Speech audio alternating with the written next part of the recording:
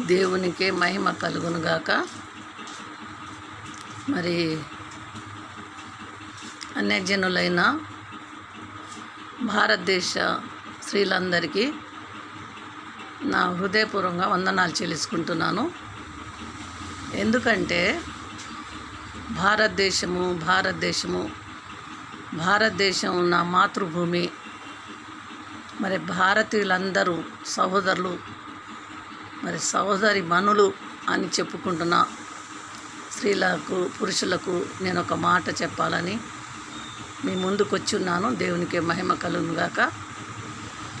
మరి భారతదేశపు స్త్రీలు మీరు మరి భూమిని కూడా భూతల్లి అంటాం కదా.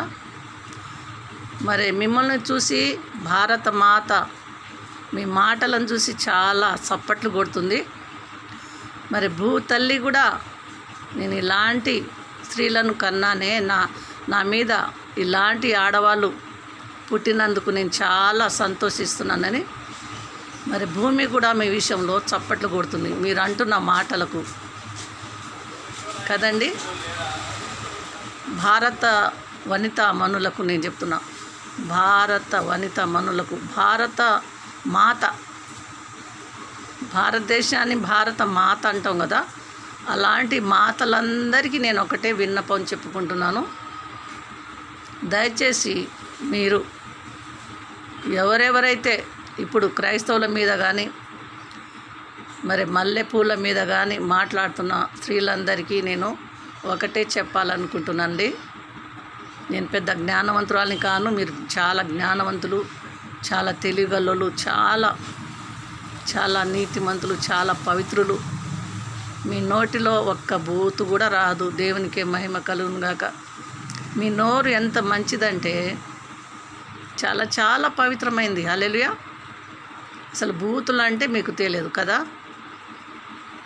షాలేం రాజు గారు చెప్పాడు ఒక నైట్ కల్లా వాడిపోయే మల్లెపూల గురించి. ఆయన వాక్యాలు ఉన్న మాట చెప్పాడు, కానీ మీరు ఒక మనిషిగా కూడా గౌరవించకపోయినా సరే, క్రైస్తవులు అంటే పక్కకు పెట్టండి. మరి క్రైస్తవులకు, హిందువులకు, అందరికీ, మనుషులందరికీ, నేను మతాల పేరు మీద మాట్లాడట్లేదు, ఎవరికైనా సరే, క్రైస్తవులకు కూడా చనిపోయినాక తెలుస్తుంది అసలైన నాటకం. ఆత్మకు తెలుస్తుందండి, శరీరాన్ని కాదు. శరీరం ఏ రకంగా అయినా కాలిపోవాల్సిందే, మట్టిలో కలవాల్సిందే. మన అందమైన శరీరము పురుగులకు ఆహారం అని మర్చిపోకండి. కాబట్టి మరి మీ ఆత్మ ఎట్లానండి? ఆత్మ గురించి ఎవరైనా ఆలోచించారా? ఒకసారి మిమ్మల్ని అందరికీ దండం పెట్టి నేను ఒకటే అంటున్నాను, భారత మాత పేరు పెట్టుకున్న భారత స్త్రీలందరికీ మీ నోట్ల నుండి ఎలాంటి మాటలు వస్తున్నాయి, అది ఒకసారి మిమ్మల్ని మీరు పరీక్షించుకోండి. మీకెవరో చెప్పాల్సిన అవసరం లేదు. మీరు చాలా జ్ఞానవంతులు, చాలా తెలివిగలలు. ఆ భారత మాత కూడా ఉందో లేదో అంత తెలివిగలలు మీరు. కాబట్టి ప్రియ బిడ్డలందరికీ నేను ఒకటే మనవి చేస్తున్నాను.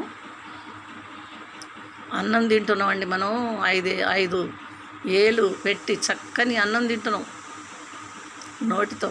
ఆ నోట్లో నుంచి హృదయం నిండిన దాన్ని బట్టే నోరు మాట్లాడుదంట. మరి హృదయంలో ఏం పెట్టుకున్నారు, ఏం నింపుకున్నారు మీరు?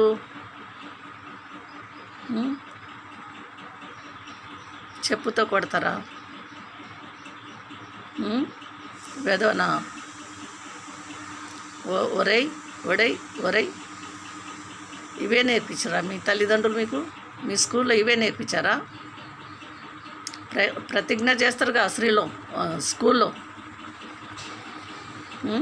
ఒకసారి మీ చిన్ననాటి నుండి మీ గృహాలలో మీ తల్లిదండ్రులు ఎలా ప్రవర్తించారో అది ఒకసారి జ్ఞాపకం చేసుకోండి.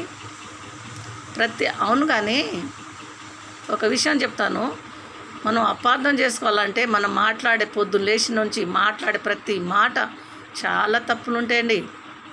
ఒకసారి మిమ్మల్ని మీరు గ్రహించుకోండి. మీ ఇళ్ళలో మాట్లాడుకునేటప్పుడు, మీ ఇళ్ళలో పోట్లాడుకున్నప్పుడు, భార్యతోని భర్త పోట్లాడుకున్నప్పుడు ఎలాంటి మాటలు మీ నోట్లో నుండి దొర్లుతున్నాయో ఒకసారి ఆలోచించుకొని మాట్లాడాలని కోరుకుంటున్నాను.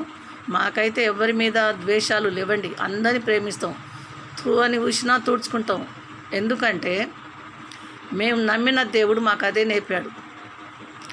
మరి శ్రీరామచంద్రుడు ఏం నేర్పాడండి? సీతమ్మ ఏం నేర్పింది? వాళ్ళు ఇలాంటి పనులు ఎక్కడ చేయలేదు.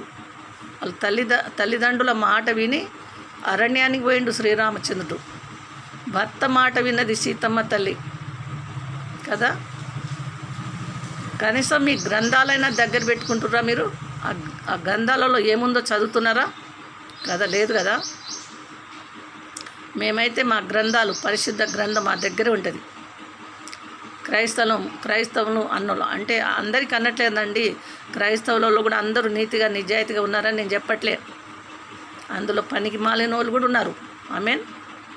దేవునికి భయపడని వారు కూడా ఉన్నారు, దేవునికి భయపడేవారు కూడా ఉన్నారు.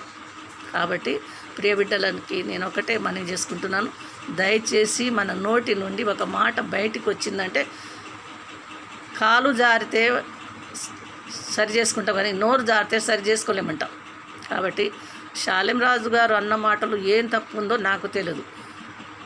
బజార్ మనుషులు అంటే బజార్ మనుషులకు తలుగుద్ది, అది అందరికీ ఎందుకు తలుగుద్దండి? నువ్వు గలీజ్ పని చేసినావని నన్ను తిట్టారు అనుకో, నిజంగా నేను గలీజ్ పని చేస్తే ఆ మాట నాకు తలుగుద్ది కదా.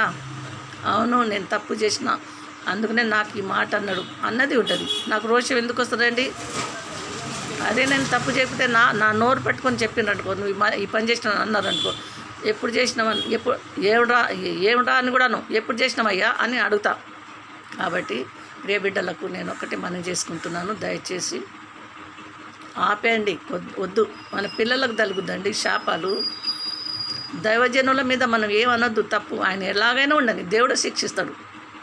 ఏదున్నా దేవుడు చూసుకుంటాడు. దేవుడు అన్యాస్తుడు కాడు, అబద్ధం ఆడటానికి దేవుడు నరుడు కాడు. జ్ఞాపకం చేసుకోండి, ఆయన మనిషి కాడు, ఆయన దేవుడు, సృష్టించిన దేవుడు. నువ్వు నమ్మినా నమ్మకపోయినా నీకు పుట్టించింది ఆయనే, నీకు గాలిస్తుంది ఆయనే, నీకు సూర్యుని పంపిస్తుంది ఆయనే, నీకు 3 పూటలు తినడానికి బువ్వ పండిస్తుంది కూడా ఆయనే. నువ్వు నమ్మినంత నమ్మకపోయినంత దేవునికి ఎంత అండి? ఇప్పుడు మీ తండ్రికి నువ్వు బిడ్డవంటే మీ తండ్రి, నువ్వు నమ్మకపోతే మీ తండ్రి నమ్మడా? నా బిడ్డ నేను కన్నాను అంటాడు కదా, అవునా కదా? ఒకసారి జ్ఞానంతో ఆలోచించాలని. మరి దయచేసి ఈ వీడియో చూస్తున్న వాళ్ళు, నేను ఎవరినేమనట్లేను, ఏమనను కూడా. ఎందుకంటే నాకు దేవుడు జ్ఞానం ఇచ్చిండు, ఎవరితో ఎలా మాట్లాడాలో నా తల్లిదండ్రులు నేర్పారు, నా దేవుడు నేర్పాడు. హల్లెలూయా. కాబట్టి ఎవరిని ఏమన్నాం, ఎందుకంటమంది ఏమో మిమ్మల్ని ఏమో సాతున్నాం మేము, లేక మమ్మల్ని మీరు సాతున్నారా? పొద్దున్న లేస్తే మీ నుండే వస్తుందా మాకు ఆహారము, లేకపోతే మా నుండి మీకు వస్తుందా? కాబట్టి దయచేసి ఈ మాటలు షేర్ చేయాలని, అందరి పంపించాలని కోరుకుంటూ, ముఖ్యంగా భారతదేశంలో పుట్టిన స్త్రీలకు, మనుషులందరికీ ఒకటే మనవి చేస్తున్నాను, భారత మాత తల వంచుకునేటట్టు చేయకండి. భూదేవిని తల్లి అంటాం కదా, ఆ తల్లి బాధపడేటట్టు చేయొద్దు. దయచేసి ఎవరైనా సరే, నోరుంది కదా, నరని నాలుక ఎట్లా పడితే ఎట్లా మాట్లాడవచ్చు అని అనుకోద్దండి. దేవుడు, మీరు నమ్మినా నమ్మకపోయినా దేవుడే. ఆ దేవుడు కన్నులిచ్చినవాడు కానకుండునా, చెవులిచ్చినవాడు వినకుండునా అని వాక్యం సెలవిస్తుంది. మరి నువ్వు చూస్తున్నావుగా, నిన్ను పుట్టించిన దేవుడు చూడట్లేడా? నువ్వు వింటున్నావు కదా, నిన్ను పుట్టించిన దేవుడు వినట్లేడా? దేవునికి మహిమ కలుగును గాక. జాగ్రత్త. మరి దీనికి మనుషులు ఏం చేయకపోయినా పర్వాలేదు, కానీ దేవుడు మాత్రం ఊకోడండి. జాగ్రత్త. 1000 తరాల వరకు శాపం ఉంటుందట. మరి చూసుకోండి. ఈ కొద్ది మాటలు దేవుడు దీవించును గాక. షేర్ చేయండి, లైక్ చేయండి, సబ్స్క్రైబ్ చేయండి, అందరికీ పంపించాలని కోరుకుంటూ నా కోసం ప్రార్థన చేయండి.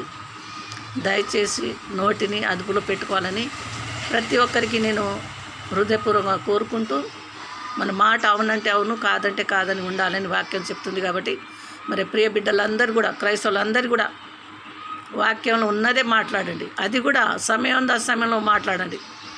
మరి దుష్టుడు పొంచి ఉన్నాడు, మరి అపవాది పొంచి ఉన్నాడు. అపవాది బాణం తీసుకొని మన కోసం ఎదురు చూస్తున్నాడు.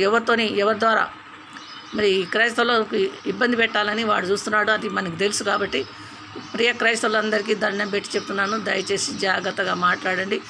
మరి మత్తయి సువార్త 10వ అధ్యాయము మరి 16వ వచనంలో ఏమనిందంటే, తోడేళ్ళ మధ్యలో గొర్రెలను పంపిస్తున్నాను దేవుడు చెప్పాడు. మీరు మనుషులతో జాగ్రత్త ఉండమన్నాడు.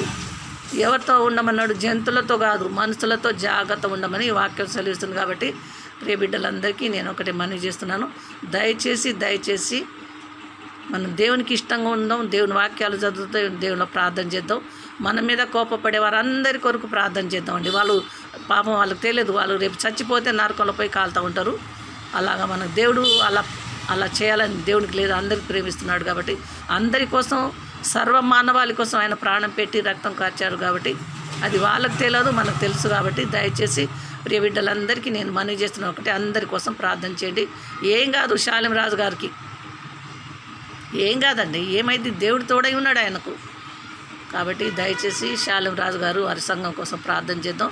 నా కొరకు కూడా ప్రార్థన చేయాలని కోరుకుంటూ కొన్ని మాటలు దేవుడు దీవించును గాక. ఆమెను వందనాలండి. ఉంటా.